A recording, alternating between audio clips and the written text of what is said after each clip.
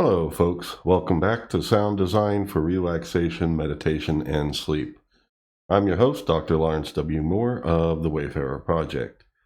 This is the companion series for my sound experiments for relaxation, meditation, and sleep.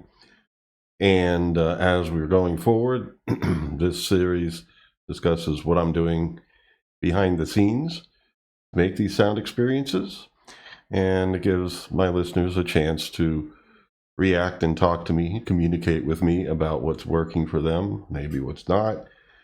And it helps me to make better and better sound experiences, or make some that are a little bit more customizable, because not everyone's the same, and different people respond more favorably to certain techniques more than others.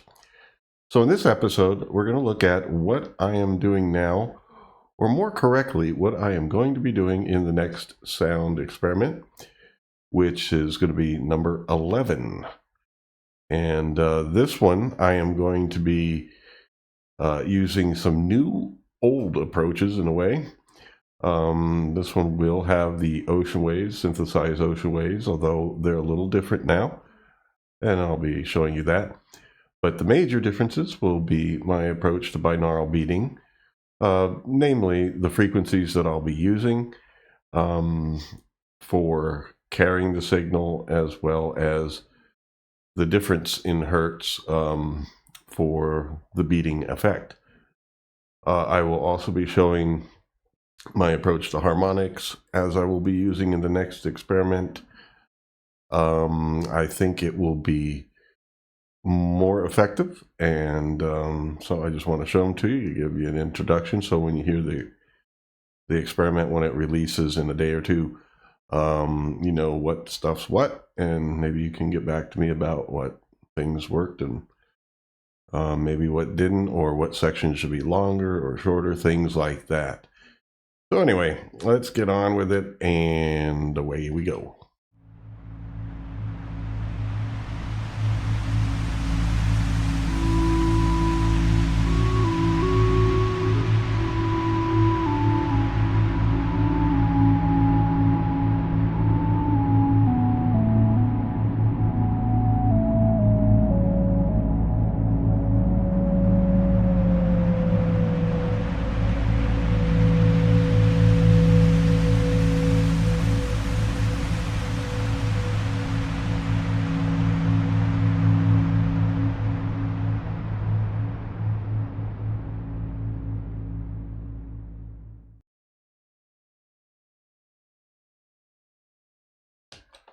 All right, folks, so here we are in VCV Rack. Those of you who have been following the series are quite familiar with it now.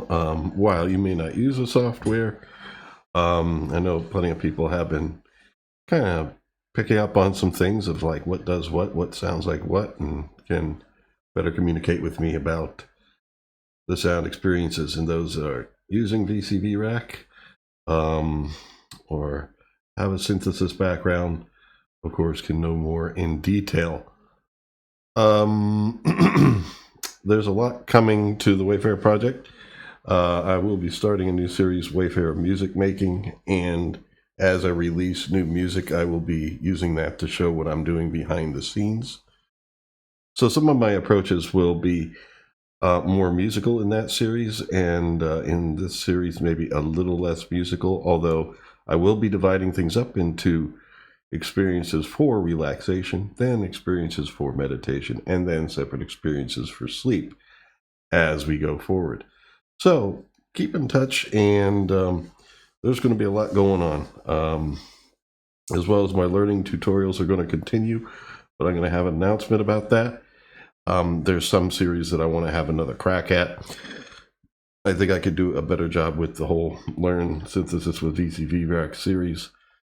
Nothing's going to be going away, so if anyone's still in a series, they will remain at least for a good long time, until there's literally no one watching them anymore. And that would have to maintain for about a year, because otherwise YouTube kind of punishes you for removing things. But I will have a new and better series out for that, I believe. So there's a lot coming.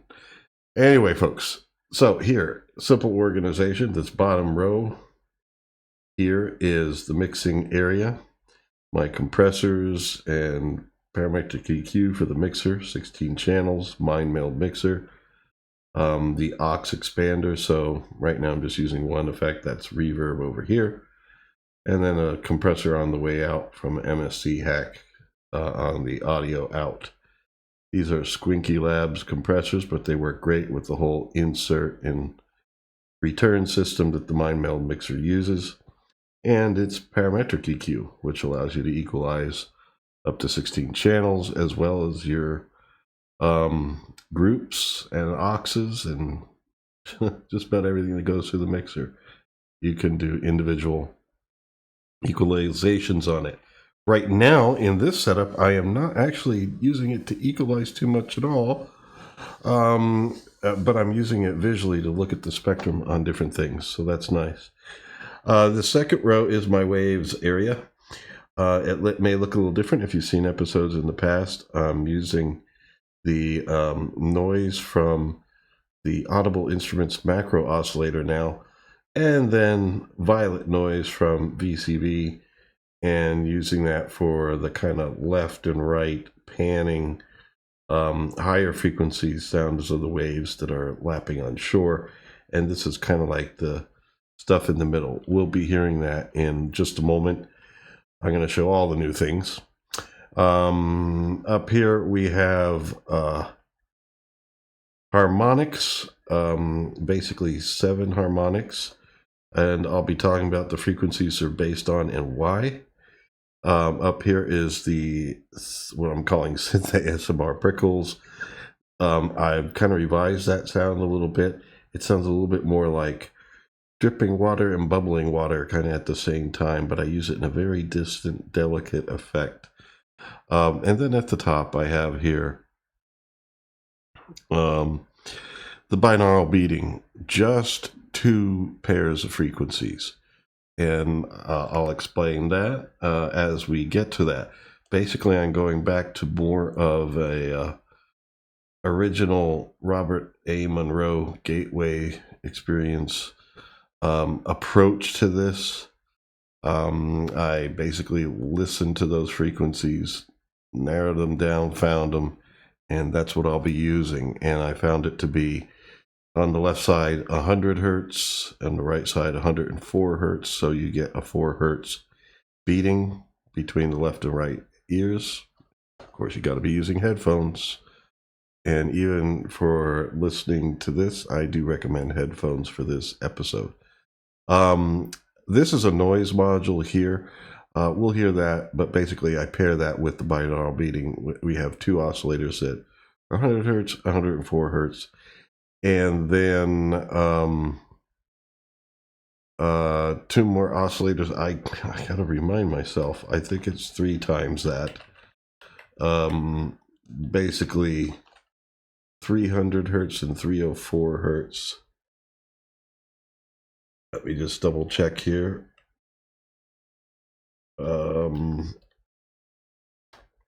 Zoom in here. Yeah, 300 and 304. So we do get the same rate, 4 beats per second between the left and right ear. And what that accomplishes is basically a delta brainwave state of 4 beats per second, kind of influencing the brain waves to slow down to the delta wave range. But 4 beats per second is kind of on the cusp between delta brain waves and theta. So hypnagogic state bordering on sleep. It's like right there in the middle, which is a perfect place to be for these purposes. So anyway, let's hear the new waves. I'm just going to turn up the master.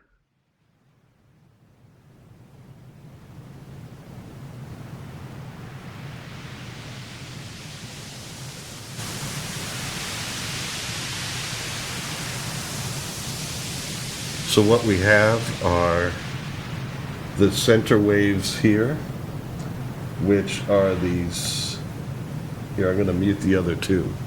So right now, you're just hearing these two in a stereo pair on channel 1. Basically noise from the Audible Instruments back row oscillator. I did a little bit of a shift here on the timbre knob. Hardly anything. I think this is set to 50.02. No, 50.2, and this is set to 49.8. Just a slight shift, so you hear it as stereo. You need to have a difference between the left and right channel for it to sound stereo. And so I kind of like changed the timbre there, or the color, which really results in this sound in kind of putting a focus a little bit lower and a little bit higher, but by such a small amount, really it just sounds more expansive, like a stereo sound. And let's make sure we're on the right channel to see that. There we go. And as you see, that's where the bias is. It's shifting left and right because both the left and right channels are coming through. And so you're seeing it, visualizing both.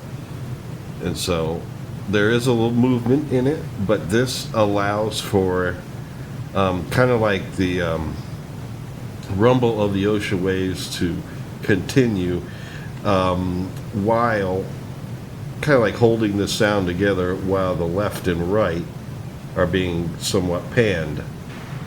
And so I'm using the same approach as I did before. If you've seen the previous, not the previous episode, but one of the previous episodes, where I'm using violet noise going into a VCF, and the cutoff is basically being shifted between somewhere around 400 hertz up to I think I have a set here at 43 plus, which I think in this case is almost like a percentage, because the range in positive values is up to 0 up to 100 or 0 down to a negative 100.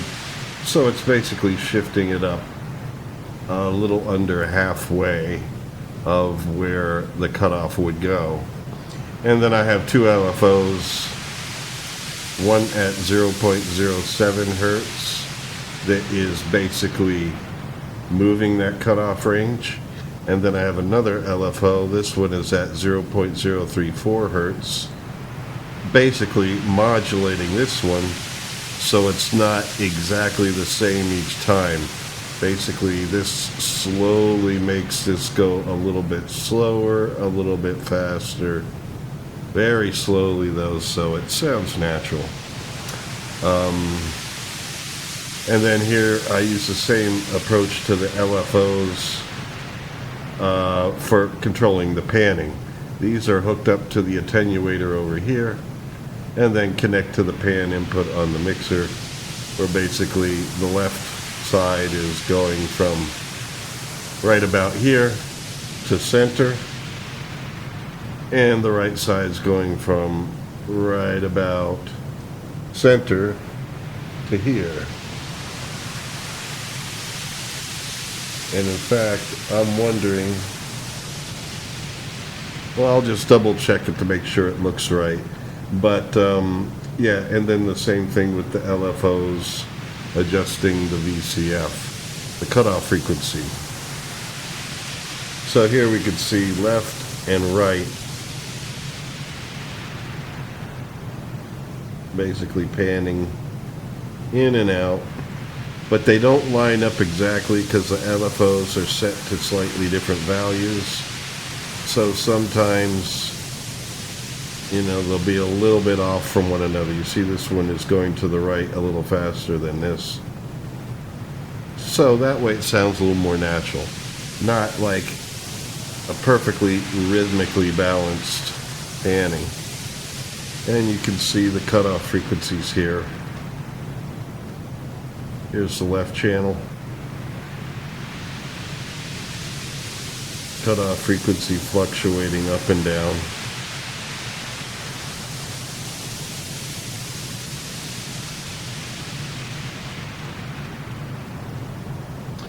And the right channel's basically doing the same fluctuation, but they're not exactly in sync.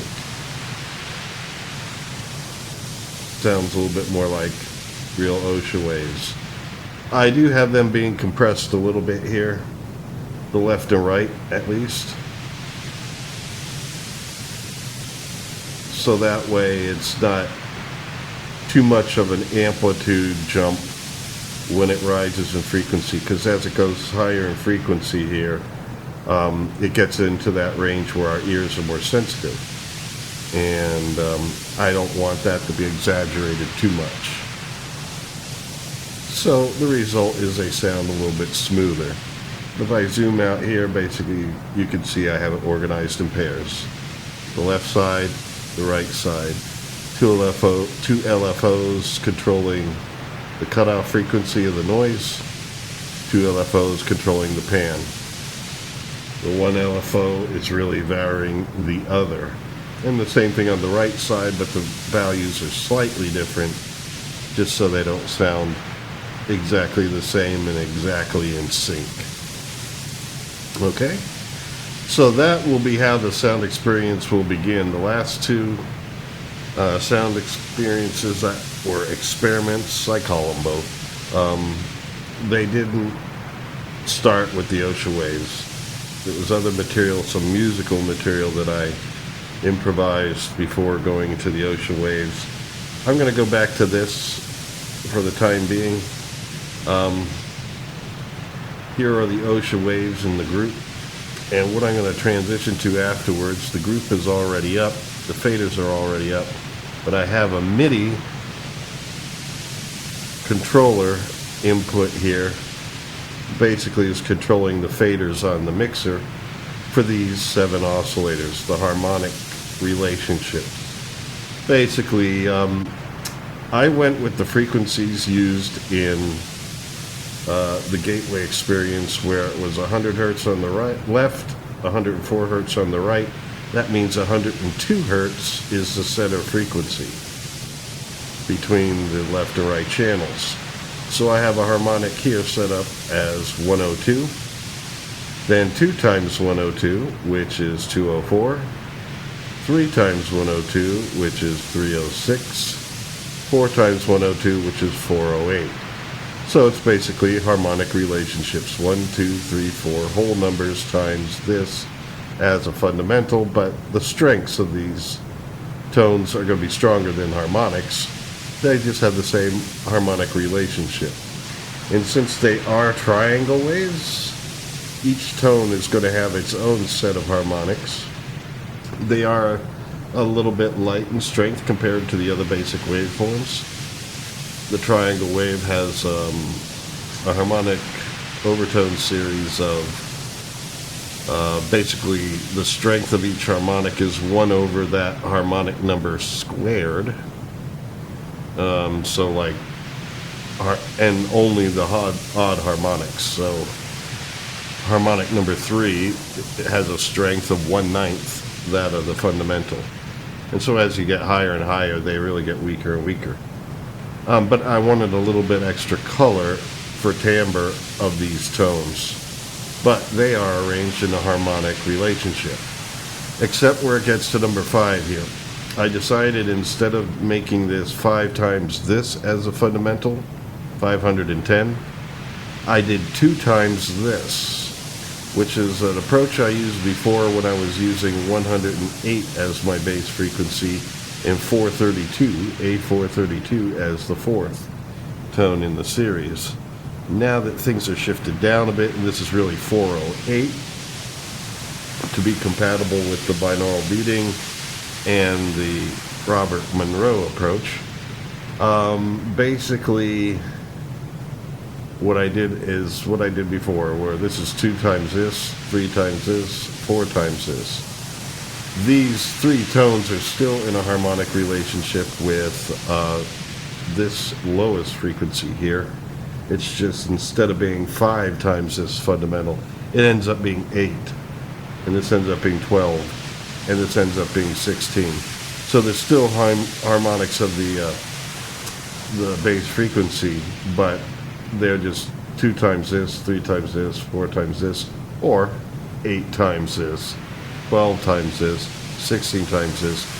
I find the sound to be more open and less tense. So we can hear that now. I'm using MIDI controllers. I think I mentioned that because I have sliders on my controller keyboard to control these faders. So you won't see the fader move here, but you'll see this yellow move, which is basically an indication of level from the CV coming in.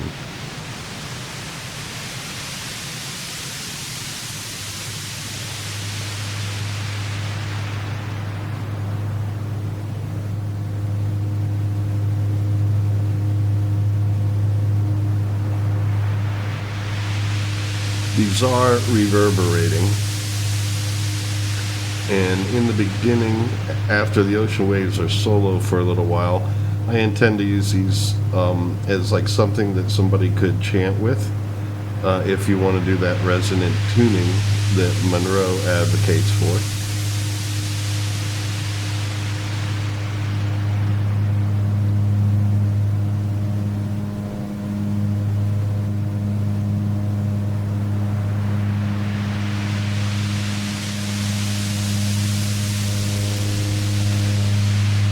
Getting a little overloaded there. I'm going to have to turn them down.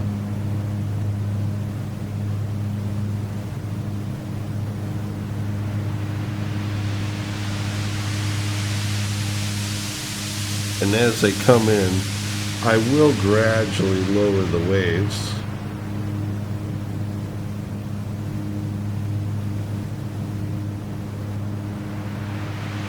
Real slow. And then turn up this knob where right here I have noise. It's basically the same noise as here, like the glue that holds the ocean waves together, but I have it up here right next to the binaural beats so that the noise comes through as just this soft noise that envelops you. It's more static and a bit, well, it doesn't necessarily envelops you because it becomes mono, and as a result you feel almost like a little bit of a compression that in my experience really helps with relaxation. Kind of almost like you begin to be able to visualize things closer to you with your eyes closed, meaning almost like imagery, create a visualization, which for me really helps.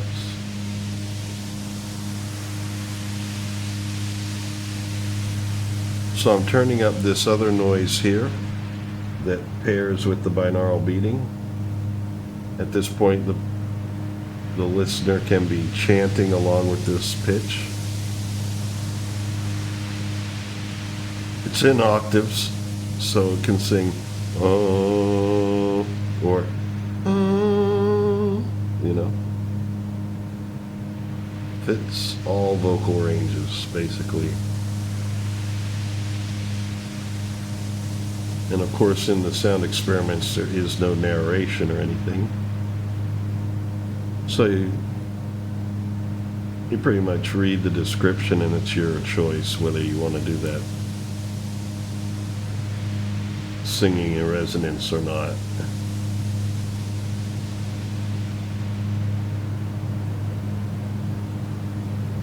So usually I do this a little bit slower. You should be hearing, as these waves subside, kind of more of a centralized, stable noise that's kind of wave-like, but it's not moving. And then I back these off a bit so that they're just barely on the edge of your aural perception. And then what I do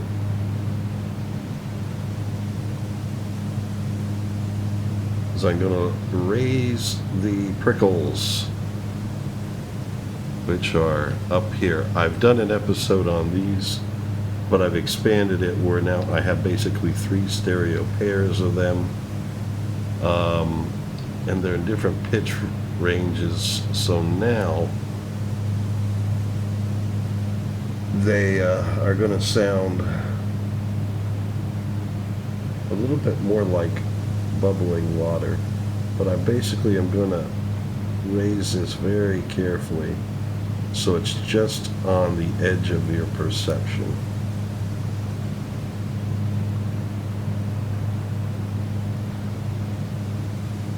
There. Now, as I lower these harmonics, these are the 2 pairs of binaural beats. One is a pair of 100 hertz on the left, 104 on the right, 102 being the center point of that, which is in line with this. So I can basically pull this harmonic out and pull this in with the sliders on my controller keyboard here, real gradually. So then it kind of like eases in the binaural beating frequencies.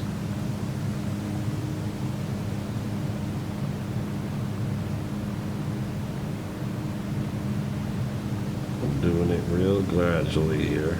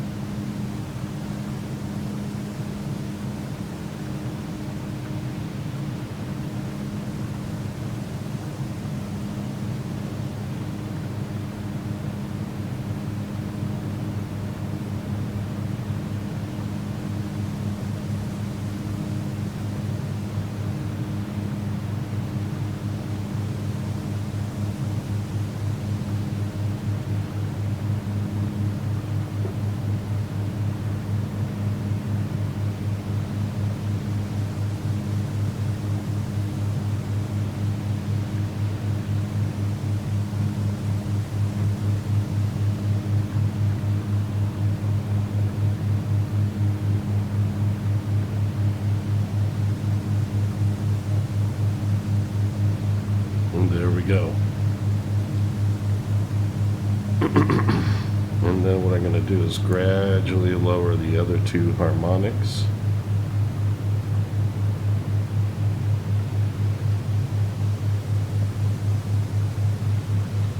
Now, an interesting thing is the second beating tone that Monroe uses in Focus 10 is basically, you know, that other pair I showed you, 300 hertz on the left, 304 hertz on the right, and the center point of that will be 302.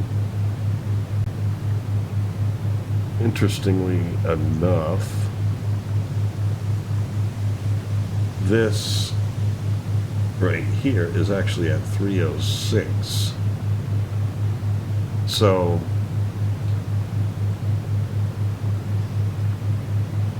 yeah, basically it was like he went up like 3 times 100 and then kept it at a 4 hertz differential. So the center frequency is not exactly the same, but it still kind of works. I can basically pull this in. Now I would do this after a while because this is for after the soothing is over. It's for when it's time to really feel the body start going to sleep. And so what I can do is I'll pop in the second harmonic here, and then you'll see this fader rise as the third comes in. But they are compatible because the frequency is close enough. All right, so you hear that come in? And now I'm going to put in that pair of 300 and 304. I might change it. I mean, I heard it on the headphones and I was like, oh, really? You went 300, 304? It really should be paired around 306, where it'd be 304 and 308 on the other side, but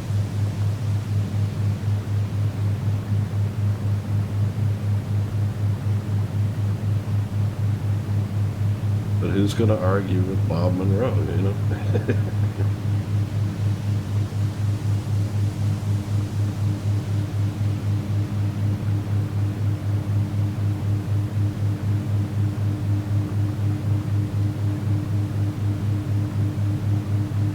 There we go. So I'm adding extra harmonics that are not in Focus 10. But I think they can be beneficial. Harmonic relationships are important. And now I'm going to add 4, 5, 6, and 7.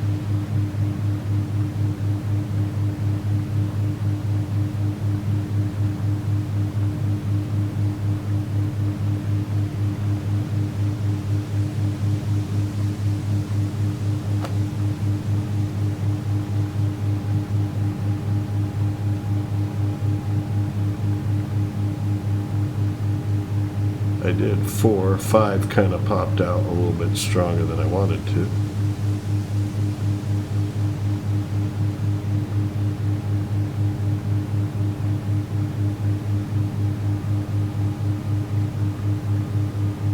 Real delicate and soft.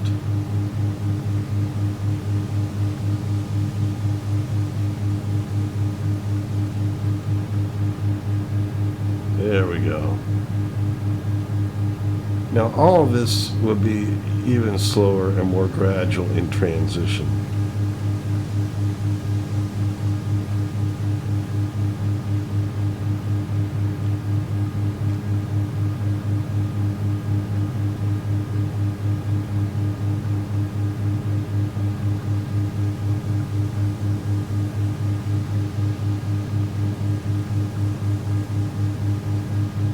And what I can do, since they're on these sliders here, I can move my sliders slightly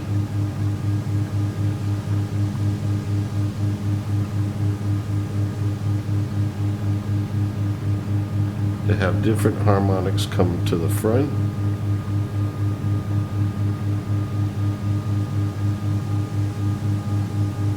And then subside again.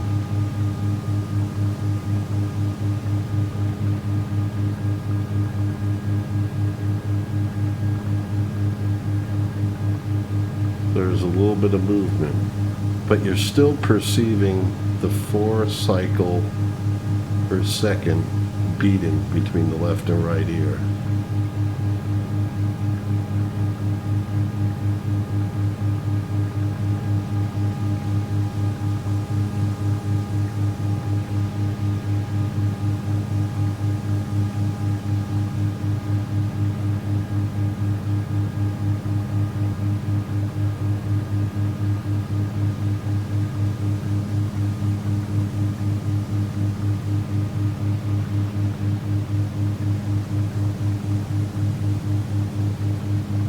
And then, you know, gradually I could have all frequencies when the harmonics kind of like subside, and we're just remaining with the 2 binaural beating frequencies right here.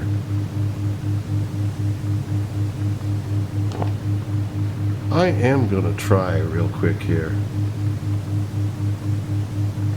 If the center frequency of this is 102, this one should be 306. So we should be paired with 304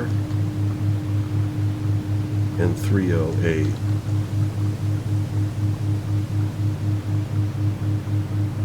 I think technically that should be the way it is.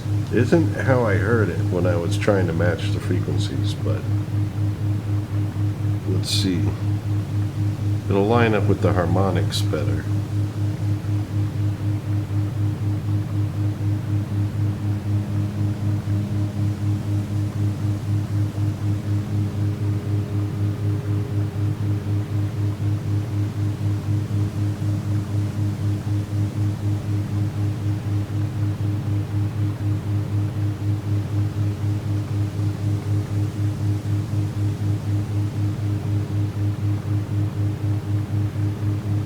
And eventually I do get to the point where this ocean waves do eventually disappear.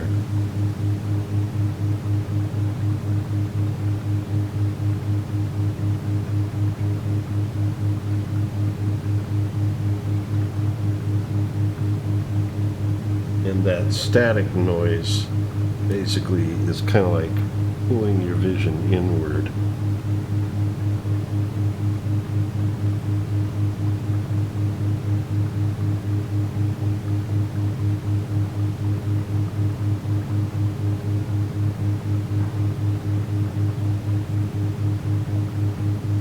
As time goes on, I can even reduce the beating tones a little bit so that they're not so prominent.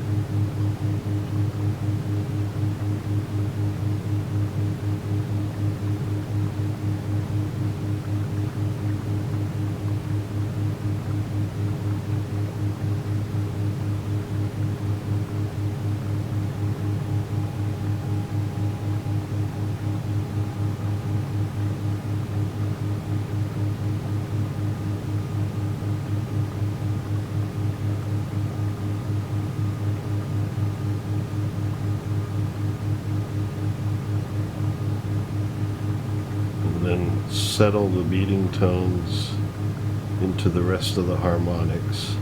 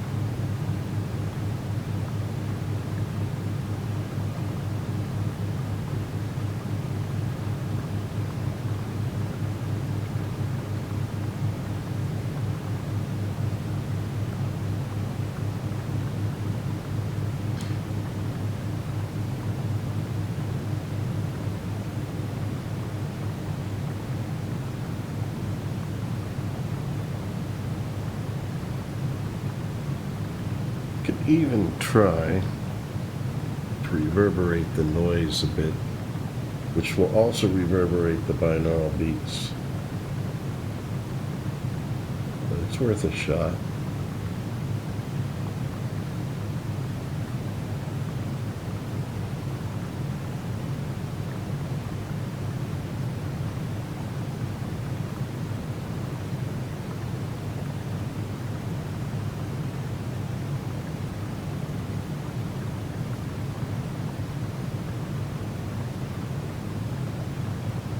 And that's where I would leave it for those who want to go to sleep. You might be there by that point. All right, so I'm going to reset my settings here. But I'll turn this down so that it doesn't shock. Initialize that. There we go. Initialize that. Turn you down and turn you down. And of course, these two frequencies on the keyboard can go off. All right, so there we go. That's what I'm going to do in experiment 11. So let me know what you think after you enjoy the experience. Yeah, I am sticking with the synth ASMR. I remember one time I was doing the Gateway experience, and my wife had her cell phone out, and she was listening to Alwyn Oak, who is an all around, shall we say, woodland spirit. I basically, it's the best way I could describe her, but she does all sorts of crafting and drawing, artwork, music, and she also at times when she's working on some crafting, my wife was just kind of sleeping, was able to use her to go to sleep by listening to her crafting on stuff, and she eventually started whispering, and I'm like, oh, is that what this ASMR stuff is? And I had the headphones on for the Gateway experience, and here I still was able to hear it, just real distant.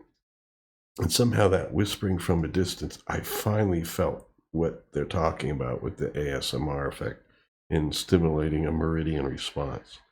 So real distant whispering, and it just, so I am still trying to apply things like that. I'm not a whisper magician by any means, so I don't really want to do that myself, but I'm trying different things in synthesis to just give that meridian response, because it really helped enhance that Gateway experience for me.